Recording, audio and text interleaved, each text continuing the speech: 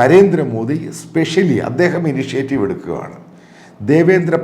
ധർമ്മേന്ദ്ര പ്രധാൻ ഇപ്പോഴത്തെ HRD minister ഈ ഗംഗയുമായിട്ട് clean ചെയ്യുന്ന പ്രോജക്റ്റിൻ്റെ സ്പെഷ്യൽ ഇൻചാർജ് ക്യാബിനറ്റ് മന്ത്രിയാക്കി മാറ്റി.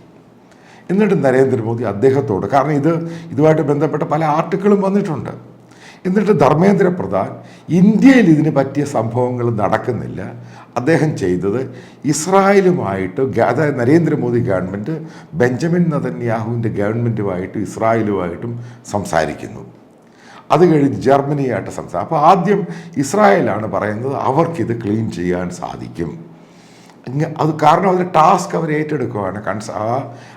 അവിടുത്തെ ടെക്നോളജി കമ്പനിയും അവിടുത്തെ ഇതിനെപ്പറ്റി പഠിക്കുന്നൊരു സംഭവം, അവർ ഈ ടാസ്ക് ഗംഗ ക്ലീനിങ് ഏറ്റെടുക്കുകയാണ്.